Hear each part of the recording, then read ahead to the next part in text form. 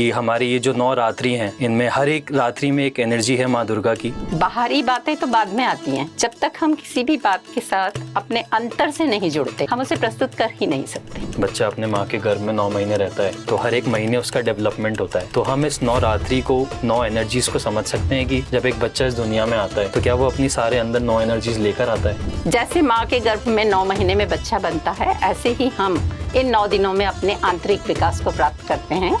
सो माँ शैलपुत्री जो हैं, जिन्होंने हिमालय पर्वत से जन्म लिया है, वो हमें दृढ़ता और अचलता का संदेश देती है। देखिए, माँ ब्रह्मचारिणी का रूप जब हम देखते हैं तो उनके एक हाथ में रुद्राक्ष की माला है और एक हाथ में कमंडल है। स्पेशली युवाओं को सीख लेनी चाहिए इससे। तो वो ये कहती हैं कि शांत रहो, लेकिन युद्ध के लिए भी तत्पर रहो। एंड जब हम चौथी रात्रि पर आते हैं तो हम माँ कुष्मंदा का रूप देखते हैं। कहते हैं कि उस मुस्कान के द्वारा माँ ने ब्रह्मांड की रचना की। स्कंद माता का रूप जब आता है हमारी 5वीं रात्रि को, तो इनकी इमेज काफ़ी इंटरेस्टिंग है। ये जो रूप है, ये आज के पेरेंट्स के लिए पेरेंटिंग है आज के। तो महिषासुर कौन से हमारे नेगेटिव इमोशंस हैं? उन्हें मारने के लिए हम महिषासुर मर्दिनी की वंदना करते हैं। किसी पशुता के विरुद्ध लड़ने के लिए खड़े होते हैं साहस के साथ, तो पूरी प्रकृति, पूरी कायनात, सारे देवी देव हमारा साथ देते हैं।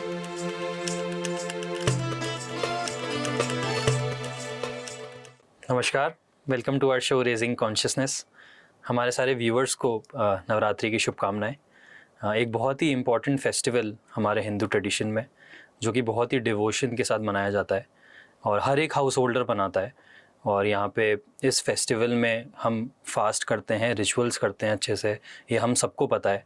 बट क्या हम एक पॉज लें और इसको एक डीपर लेवल पर समझने की कोशिश करें कि हमारी ये जो 9 रात्रि हैं, इनमें हर एक रात्रि में एक एनर्जी है माँ दुर्गा की, और ये हमें क्या बता रही है, ये आज हम कोशिश करेंगे जानने की।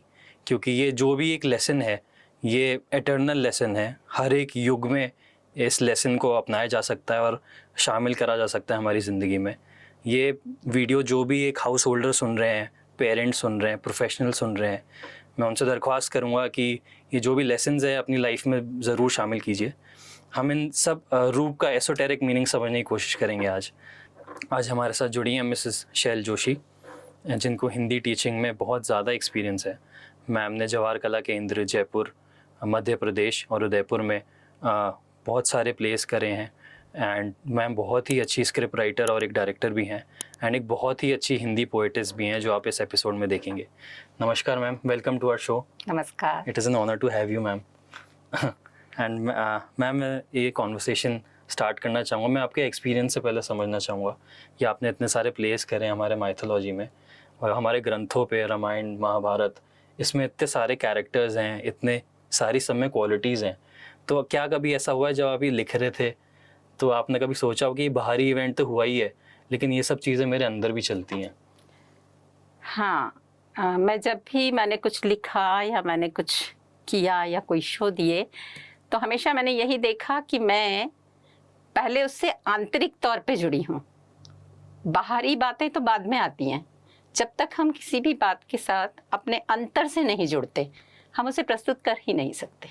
जी। तो चाहे मीरा हो, चाहे कृष्ण हो, चाहे राम हो, जिसके बारे में भी लिखा, जिसके बारे में भी कहा, हमेशा पहले उन्हें अपने अंदर महसूस किया जी, और फिर प्रस्तुत किया। जी मैम। एंड जो आज का मैम हमारा टॉपिक है नवरात्रि का, तो एक बड़ी अच्छी एनालॉजी है कि जो मैंने पढ़ी है कि जैसे एक बच्चा अपने माँ के गर्भ में 9 महीने रहता है, तो हर एक महीने उसका डेवलपमेंट होता है। तो हम इस 9 रात्रि को, 9 एनर्जीज़ को समझ सकते हैं कि जब एक बच्चा इस दुनिया में आता है तो क्या वो अपनी सारे अंदर 9 एनर्जीज़ लेकर आता है? देखो सुमित, ये एक क्रमिक विकास है दोनों। माँ के गर्भ में बच्चे का पलना, बड़ा होना, और नवरात्रों के 9 दिनों में हमारा आंतरिक विकास, जी, दोनों क्रमबद्ध हैं विकास। एक जैविक विकास है बाहरी, जिसमें शारीरिक बनावट होती है। माँ के गर्भ में भ्रूण बनता है, बच्चा आकार लेता है, हाथ पैर बनते हैं, दिल की धड़कन सुनाई देती है, अस्थि मज्जा जी, और त्वचा, सबका निर्माण होता है और हर महीने क्रमबद्ध होता है। जी। ठीक वैसे ही नवरात्रि के दिनों में हम अपना आंतरिक विकास करते हैं। बिल्कुल। और उस आंतरिक विकास के लिए हमें जप, तप और व्रत तीनों करने होते हैं। जब तक हम एकाग्रता के साथ माँ की वंदना कर ये सारे बात काम नहीं करेंगे, तब तक शायद हम उन शक्तियों को प्राप्त नहीं कर सकते जो हम प्राप्त करना चाहते हैं। जी। तो उन शक्तियों को प्राप्त करने के लिए हम इन 9 दिनों में आराधना करते हैं। और दोनों ही मुझे बहुत अच्छा प्रश्न किया है तुमने कि माँ के गर्भ में बच्चे का पलना और 9 दिन का यह आंतरिक विकास, इन दोनों में बड़ी समानताएं हैं। जी। जैसे माँ के गर्भ में 9 महीने में बच्चा बनता है, ऐसे ही हम इन 9 दिनों में अपने आंतरिक विकास को प्राप्त करते हैं। सभी जानते हैं कि मनुष्य के अंदर 3 गुण होते हैं, तमस, रजोगुण और सत्वगुण। प्रथम 3 दिन नवरात्रि के जी। मनुष्य अपनी तामसिक प्रवृत्तियों को त्यागने की कोशिश करता है, हाँ? जी। त्याग नहीं पाता। जी। तो प्रथम 3 दिन वो अपनी तामसिक प्रवृत्तियों को त्यागने की कोशिश करता है माँ की आराधना के द्वारा। अगले 3 दिनों में वह रजोगुण को प्राप्त होता है, यदि वो त्याग देता है तो। जी। और पूजा केवल पारंपरिक न होकर आंतरिक है तो। जी। जी। है ना? फिर उसके अगले 3 दिनों में सत्य। वो सद्गुण पे जाता है, तब वो शक्तियां प्राप्त करने की परिस्थिति में आता है। बहुत ही अच्छे से समझाया आपने। एंड मैं बहुत एक्साइटेड हूँ इस कॉन्वर्सेशन को लेके कि कैसे ये ट्रांसफॉर्मेशन का पीरियड और कैसे माँ की जो सारे रूप हैं हम उसको मॉडर्न कॉन्टेक्स्ट में समझना बहुत ज़रूरी है। बिल्कुल। एंड टू स्टार्ट विद, हम अगर माँ के पहले रूप को लें, माँ दुर्गा के पहले रूप को, जो कि शैलपुत्री का है, तो शैलपुत्री को हम देखते हैं तो वो एक वाइट साड़ी में नंदी के ऊपर विराजमान, बिल्कुल, और वो हिमालय पर्वत से शायद उन्होंने जन्म लिया है। बिल्कुल। तो हम इसको अपनी ऑडियंस को कैसे समझाएं कि ये मॉडर्न कॉन्टेक्स्ट में ये चीज़ क्या अप्लाई होती है? शैलपुत्री नाम से ही स्पष्ट है कि दृढ़ होंगी, पर्वत की तरह, जी, है ना? अचल होंगी, चलायमान मन नहीं होगा उनका। और यही संदेश वो हमें देती हैं कि जीवन में स्थिर रहो, दृढ़ रहो, जो सोचा है उसको पूरी दृढ़ता के साथ करो, तो सफलता तुम्हारे कदम चूमेगी। और यदि तुम्हारा मन चलायमान रहा, तुम दृढ़ नहीं रहे, इधर उधर भटके, तो कुछ नहीं पा सकोगे। सो माँ शैलपुत्री जो हैं, जिन्होंने हिमालय पर्वत से जन्म लिया है, जी, उनकी पुत्री कहलाती हैं। वो हमें दृढ़ता और अचलता का संदेश देती हैं। ओके, और यदि मैं कहूँ, हालांकि बहुत ऊपर की बात है, कि जो साधक हैं जी, इस दौरान साधना करते समय अपने मूलाधार चक्र को साधते हैं, जो कि हमारी रीढ़ की हड्डी में सबसे नीचे होता है। जी, और रीढ़ की हड्डी ही हमारे पूरे शरीर को दृढ़ रखती है। बिल्कुल। हम जानते हैं कि यदि ना हो तो हम गिर जाए। खड़े भी नहीं रह सकते। बिल्कुल। तो वो मूलाधार चक्र को साधने का कारण ही यही होता है कि जीवन में दृढ़ता आए। तो मैम, एक पर्सनल क्वेश्चन है, क्या आप अपना नाम से इस देवी को लिंक करते हैं? देखिए, देवी को तो लिंक नहीं कर सकती, इतनी तो मुझ में कुव्वत नहीं है। पर हाँ, मैंने कभी सुना था कि व्यक्ति अपने नाम के अनुरूप बन जाता है ना? तो शायद मैं भी बनी हूँ कि मैं अड़ियल बहुत हूँ। दृढ़ तो नहीं कहूँगी अपने आप को, पर मैं यदि किसी चीज़ के लिए तय कर लूँ कि मुझे ये करना है, तो मैं पूरी दृढ़ता के साथ, पूरी लगन के साथ उसमें जुट जाती हूँ और उसको कर लेती हूँ। जी।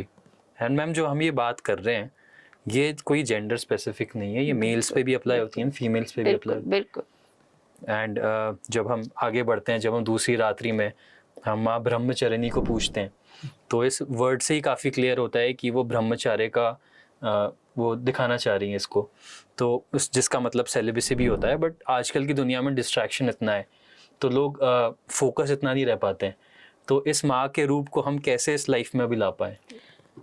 देखिए, माँ ब्रह्मचारिणी का रूप जब हम देखते हैं तो उनके एक हाथ में रुद्राक्ष की माला है जी, और एक हाथ में कमंडल है जी।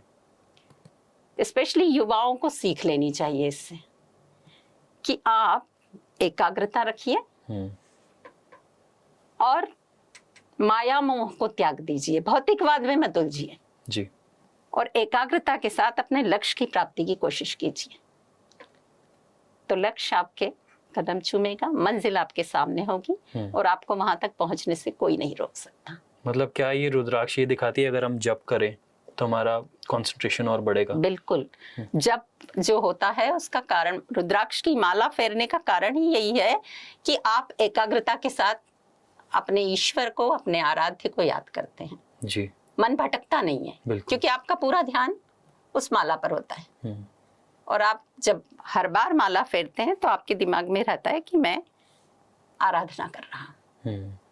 तो एकाग्रता और त्याग, ये माँ ब्रह्मचारिणी बताती, ये ब्रह्मचारिणी माँ जो है वो बताती है।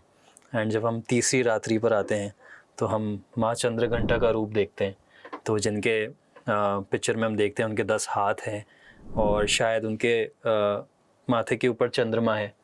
तो ये इमेज हम मॉडर्न व्यूअर्स को कैसे समझाएं कि माँ क्या कहना चाह रही है हमसे? माँ चंद्रघंटा अपने नाम से ही स्पष्ट करती हैं कि उनके जो सिर पर, उनके मस्तक पर जी चंद्रमा के आकार का घंटा है।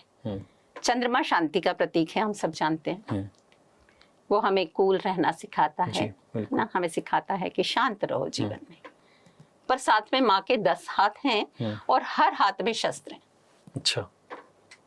तो वो ये कहती हैं कि शांत रहो लेकिन युद्ध के लिए भी तत्पर रहो। यदि तुम्हारे जीवन में परिस्थितियां ऐसी आ जाएं कि तुम्हें युद्ध करना ही पड़े तो उसके लिए तुम्हें अपने 2 हाथों को 10 हाथ बनाना पड़ेगा।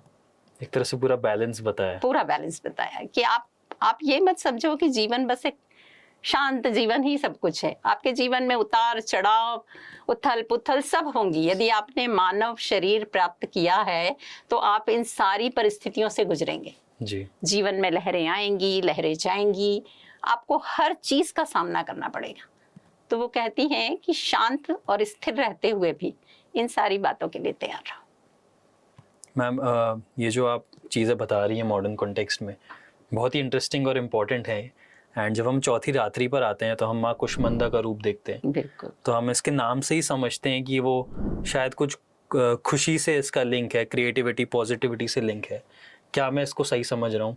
हाँ, उनके चेहरे पे आपने देखा होगा एक मंद मुस्कान, स्माइल है जी, है ना? कहते हैं कि उस मुस्कान के द्वारा माँ ने ब्रह्मांड की रचना की और उनका निवास जो है वो सूर्यमंडल के भीतर है। अच्छा। और वो सारे ग्रहों को अपनी पकड़ में रखती है। अच्छा, है ना? तो माँ का ये रूप जो है वो हमें ये बताता है कि जो भी करो, जिस भी चीज का निर्माण करो, जिस भी चीज को बनाओ या जिस भी परिस्थिति में रहो, उस पर अपनी पूरी पकड़ रखो। अच्छा। यदि पकड़ नहीं रखोगे, छोड़ दोगे तो कुछ पा नहीं सकोगे।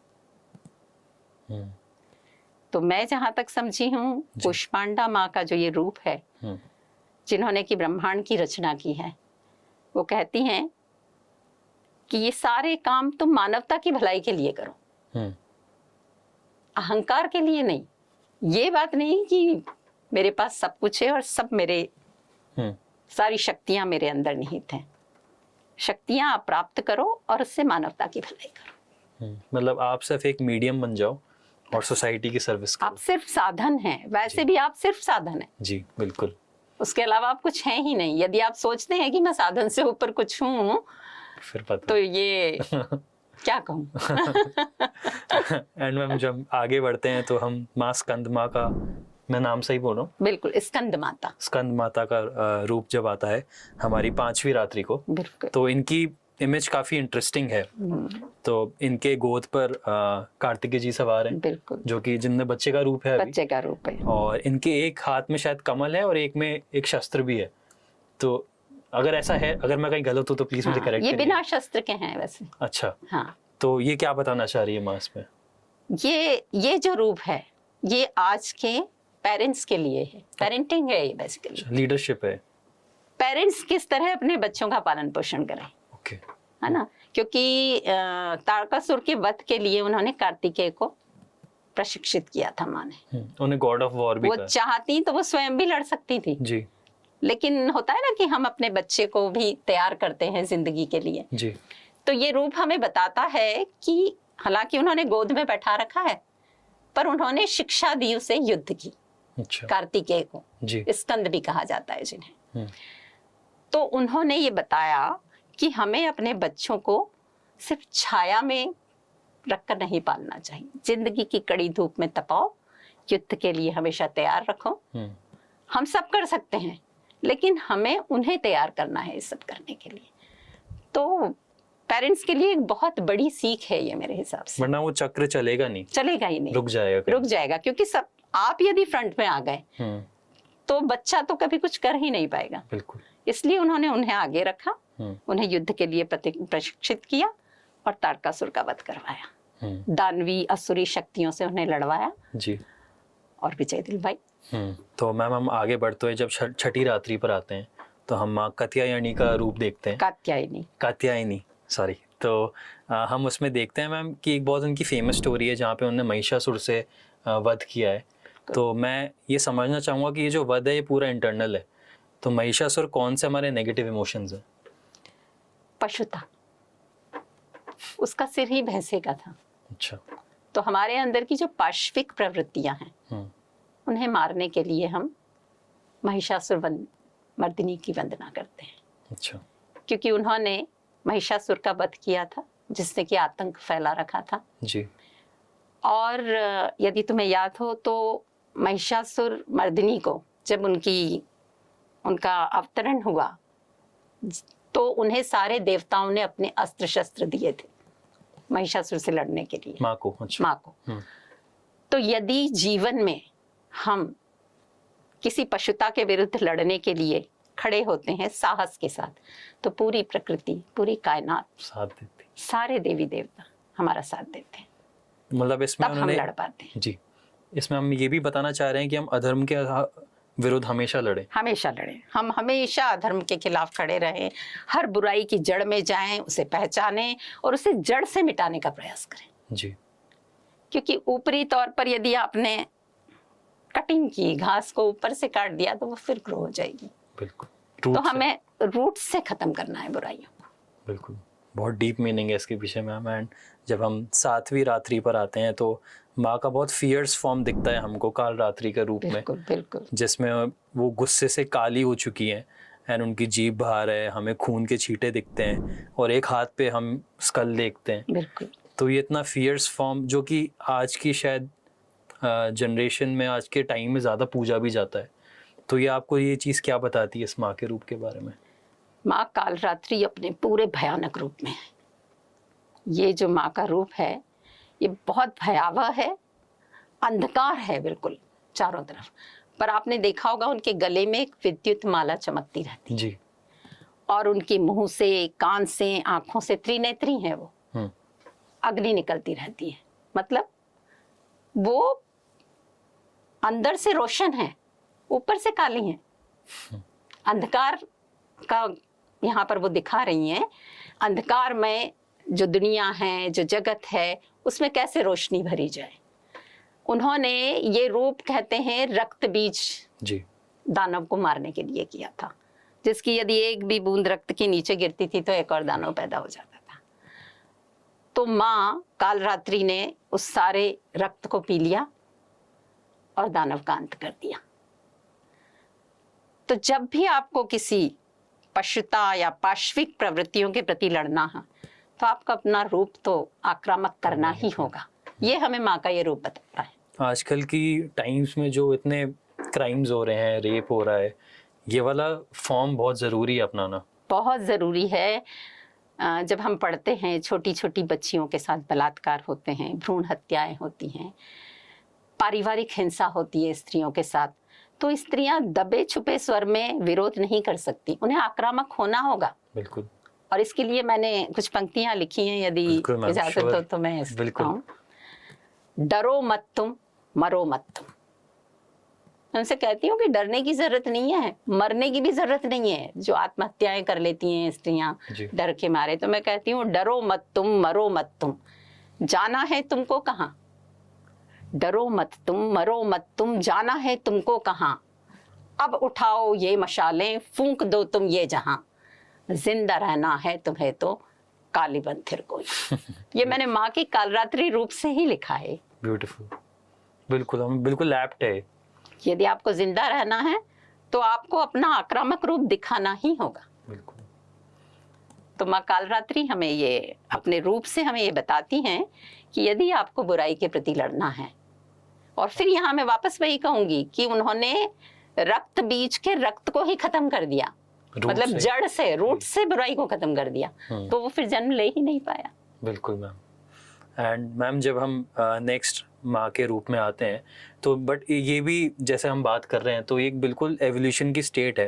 अब जब हम नेक्स्ट माँ की बात करेंगे तो माँ महागौरी की बात आती है। बिल्कुल बिल्कुल। तो वो बिल्कुल एकदम ऑपोजिट रूप है, मतलब ऐसे कि तुमने महागौरी कहा और सुनते मेरे चेहरे पे मतलब खुशी आई कि हाँ। कितना खूबसूरत रूप है। बिल्कुल, देख के ही लगता है मैम वो बहुत स्पिरिचुअली इवॉल्व्ड है। हाँ जी। तो आप इसके बारे में कुछ बताना चाहें हमको? माँ जो महागौरी हैं वो मेरे हिसाब से हमें ये बताती हैं कि हर दुख के बाद सुख आता है, और फिर सुख के बाद फिर दुख आता है, और दुख के बाद फिर सुख आता है। अनवरत चलने वाली प्रक्रिया है ये, तो इससे घबराओ मत। देवी पार्वती ने शिव जी को प्राप्त करने के लिए तप किए, तब से उनका पूरा शरीर काला हो गया।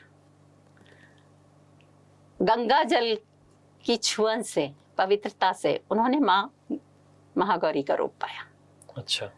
तो दुख के बाद उन्हें सुख मिला जी, सुख के बाद फिर दुख आए उनकी जिंदगी में, फिर सुख आए। तो जब देवी देवता ही इनसे अछूते नहीं है तो हम मानव कैसे हो सकते हैं? ये बहुत बड़ी सीख है मैम। ये तो एक अनवरत प्रक्रिया है कि रात हुई है तो सुबह होगी होगी, सुबह हुई है तो रात होगी होगी, बीच में दिन आता है, अपने कर्म कर लो, बाकी तुम्हारे हाथ में कुछ है नहीं, कर्म करते रहो, जीवन जीते रहो। यही गीता का ज्ञान भी है, फल अपने आप मिलता चला जाएगा। बिल्कुल मैम, बिल्कुल। एंड जब हम लास्ट हमारी 9वीं रात्रि पर आते हैं तो उनका माँ का रूप जो है माँ सिद्धिदात्री, तो हमारे उनके नाम से ही पता चलता है कि अगर आपने इन 9 दिन अच्छे से साधना करी है तो आपको शायद सिद्धि प्राप्त हो जाए। क्या मैं ऐसा सही सोच रहा हूँ? हाँ, क्योंकि देखो ये व्यक्ति व्यक्ति पे निर्भर करता है, क्योंकि पूजाएं कई ऐसा भी होता है, पारंपरिक पूजा है, ऊपर से दिखावा है, पूजा कर दिया, दैट्स ऑल जी। एक पूजा होती है आंतरिक पूजा। यदि आपने माँ की ऊर्जा का सही उपयोग करने के लिए आंतरिक पूजा की है, यदि आपने शक्तियों को प्राप्त करने के लिए ऊर्जा को सही तरीके से चलाया है, तो आप शक्तियां प्राप्त कर सकते हो। और सिद्धिदात्री हैं, वो 9 शक्तियां पूरी आपको देती हैं, जिसमें अणिमा, महिमा, लघिमा, गरिमा, प्राप्ति, प्राकाम्य और ईशित्व और वशित्व। ये 9 सिद्धियां हैं जो आप माँ सिद्धिदात्री, कहा जाता है कि माँ सिद्धिदात्री के द्वारा प्राप्त की जा सकती हैं। और शिव जी ने भी इन्हें माँ सिद्धिदात्री की आराधना करके प्राप्त किया था। अच्छा। और तभी उन्हें अर्धनारीश्वर रूप भी मिला था। अच्छा। तो यदि हम अपने अंदर इन शक्तियों को प्राप्त करना चाहते हैं, इन सिद्धियों को प्राप्त करना चाहते हैं, तो हमें पारंपरिक पूजा छोड़कर आंतरिक पूजा करनी होगी। हमें अपने भीतर देखना होगा, हमें अपने भीतर की बुराइयों से लड़ना होगा, हमें अपने भीतर के अंधकार को मिटाना होगा। हमें जो भी दुनिया में मिलता है उसे मानवता की भलाई में लगाना होगा। बिल्कुल। हमें उसे सिर्फ अपने लिए नहीं रखना होगा। बिल्कुल। तो हम इन सिद्धियों को प्राप्त कर सकते हैं। एंड मैम मैं बहुत ग्रेटफुल हूँ कि मैं आपसे कॉन्वर्सेशन कर रहा हूँ और मुझे इतनी चीज़ें सीखने को मिल रही है। एंड आई होप हमारे व्यूअर्स इस चीज़ को ज़्यादा से ज़्यादा फॉरवर्ड करें और शेयर करें, क्योंकि ऐसी कॉन्वर्सेशंस में हम बहुत कम हुई है कि हमने किसी का देवी का रूप का जो है वो मॉडर्न कॉन्टेक्स्ट में उसे समझाने का मतलब हम कोशिश कर रहे हैं। आई होप सब व्यूअर्स इसको ज़्यादा से ज़्यादा फॉरवर्ड करिए। एंड मैम आप कुछ ऐसे हमारे ऑडियंस के बारे में कुछ कहना चाहें 9 नाइट्स के बारे में जो कि इनर ट्रांसफॉर्मेशन की है पूरी, आप कोई भी उन्हें मैसेज देना चाहें आप कुछ उनसे?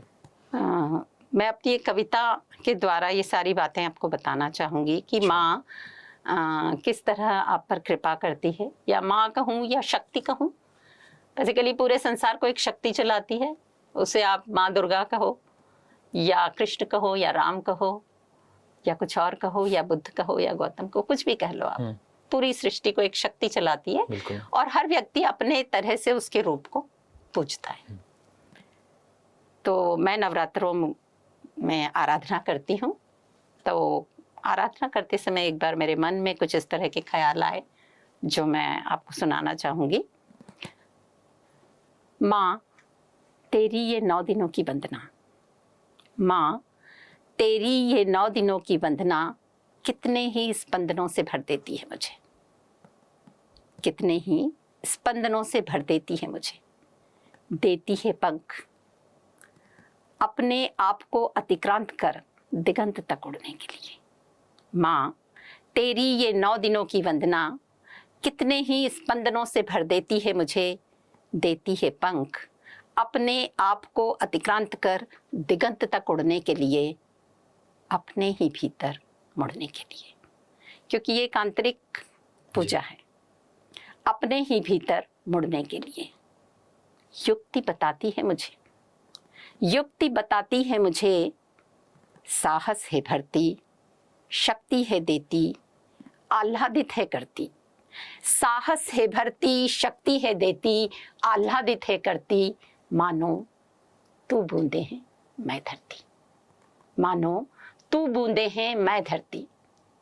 कभी कभी परीक्षा भी लेती है, कभी कभी परीक्षा भी लेती है और लगे हाथ मुझे मेरे टूटे हुए सपनों का पता भी देती है। कभी कभी परीक्षा भी लेती है और लगे हाथ मुझे मेरे टूटे हुए सपनों का पता भी देती है। बताती है मुझे, बताती है मुझे तू कितनी बीती है, कितनी रीति है, कितनी भरी है। बताती है मुझे तू कितनी बीती है, कितनी रीति है, कितनी भरी है। सही है ना? नहीं तो उस दिन नवरात्रों में माँ की आराधना करते हुए मैं अपने अंतस में उसे न खोजती, मैं अपने अंतस में उसे न खोजती और ना ही कहती मेरे मन के अंध तमस में माँ ज्योतिर्मय उतरो, माँ ज्योतिर्मय उतरो। मैंने एपिसोड के आपको स्टार्टिंग में ही कहा था कि आपको मैम का ये रूप दिखेगा हिंदी पोएटिस का, और मतलब काफ़ी ग्रेटफुल है कि इस आपने इतने अच्छे से आप इसने एपिसोड को एंड करा है। एंड आई लुक फॉरवर्ड कि हम किसी और टॉपिक पे भी ऐसे बात कर सकें।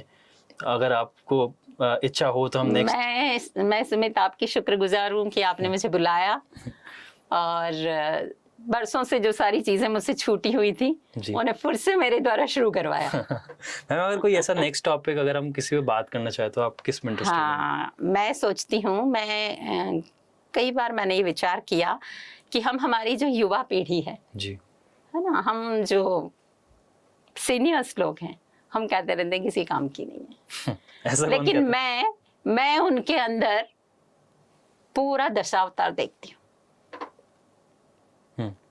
तो मैं चाहूंगी कि कभी इस पर चर्चा की जाए।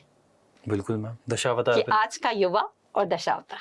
बिल्कुल मैम, बहुत इंटरेस्टिंग होगी और हम उस चीज को आई लुक फॉरवर्ड फॉर। और मेरे ख्याल से युवा इसे सुनकर गौरवान्वित महसूस करेंगे और अपने आप को कनेक्ट करेंगे उन अवतारों के साथ। बिल्कुल, और शायद जी कुछ प्रेरणा पा जाएं। बिल्कुल मैम, तो नेक्स्ट एपिसोड उसी पर। बिल्कुल जी। Thank you ma'am for your time. Thank you, धन्यवाद। Thank you for watching.